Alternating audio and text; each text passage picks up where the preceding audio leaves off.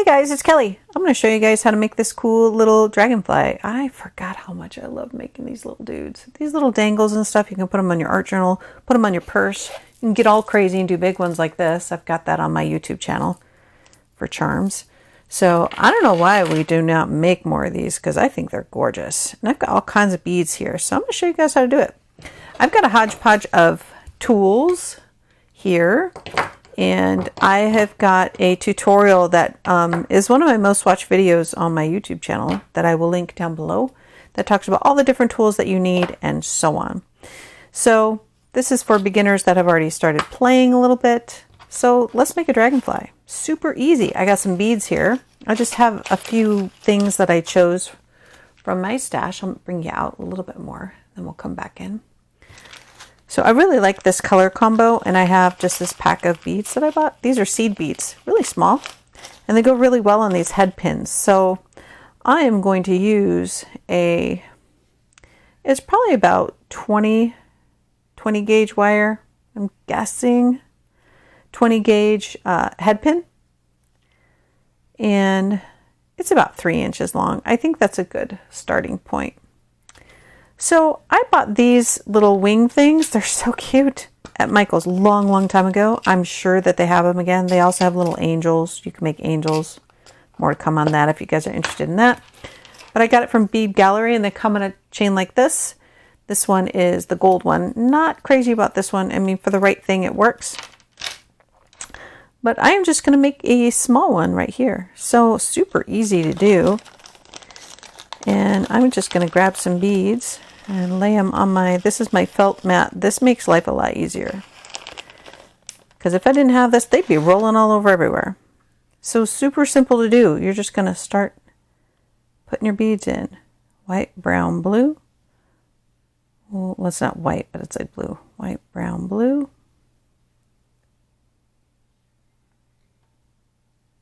Let's make sure it doesn't fall through. Oh, that looks good. And then light blue, brown, and blue. Let's see. That might be long enough. Let's see. I really like that design. And I'll end it with a lighter color too. There we go. So there is the bum of my little dragonfly. And I got these, you can get these from AliExpress, you can get them from Amazon, you can get them wherever you want them. But these are just little daisy spacers, and I really like the daisy spacers for the jewelry that I make and the charms that I make. It goes really well. So I'm going to put that right there, and then I'm going to take my dragonfly wings and put that right there. And then I have got, let's see, I've got this little bead that matches that one, and I really like that one in there, but I was going to see if one of these worked for a different variation. I think I tried these before. Oops, that's way too many. Let me see if I like this one. That's okay. It's a little different from that one. It still matches. I can go with that. And then maybe we'll put a brown one on top. Some of these seed beads will be a little bit too thin and they won't fit. So that can work. I actually like a lighter color on top. That's not my favorite head. Oh, come on. Are you gonna fit? Nope.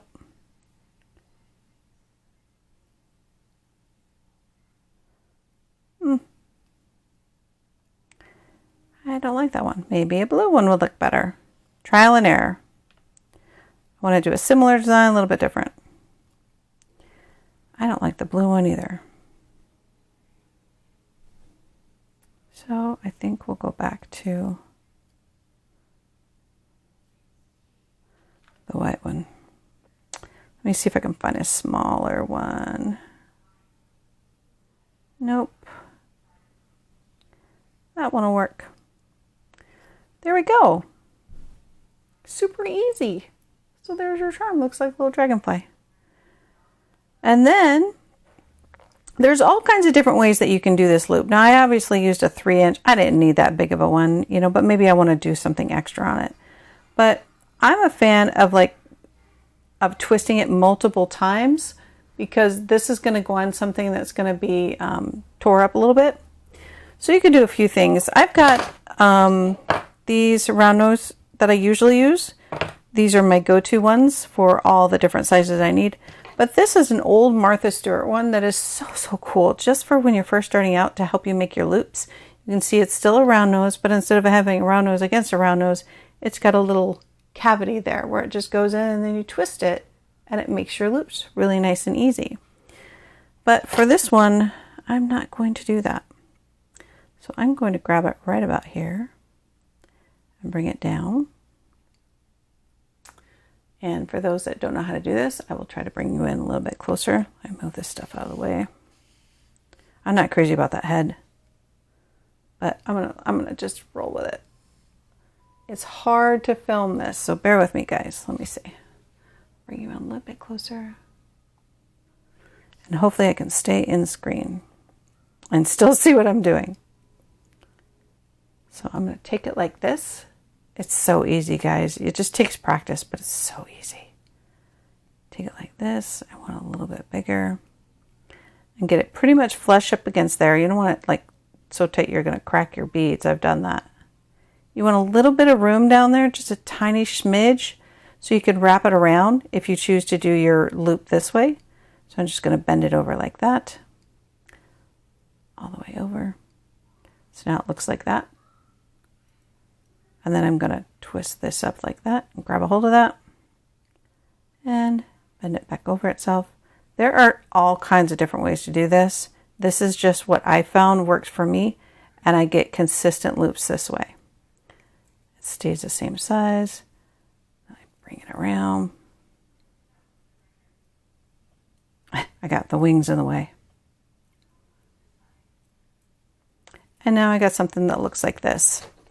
I like to use my flat nose pliers to kind of flatten it out and get it nice and straight. And then I'm going to wrap this around. Now I have found that it works best to use your chain nose pliers to kind of hold it, or you can use these, whatever works best for you. These are right here, so I'm just going to use these. That's not the way to do it. These ones are kind of rusted, but I grab it and I wrap it and I wrap it. I left myself a little too much room on here, but that's okay. I'm over it. It's not perfect, but oh, it will work. Oh, wrong one. And then you need a good flesh cutter. These are the ones that I have. I'm not too terribly happy with them. They came in a kit, but I'm going to make them work. So I've got a little bit more of a gap than I'd like on there. Watch your eyes when you do that. That's okay. And then I'm going to straighten that out. There's a lot of finagling because I don't want that getting caught on anything. Because if you don't cut that flesh,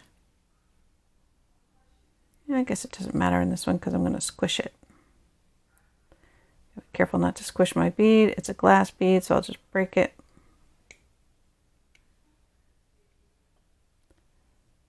And we'll try and squeeze. Here we go. A little bit.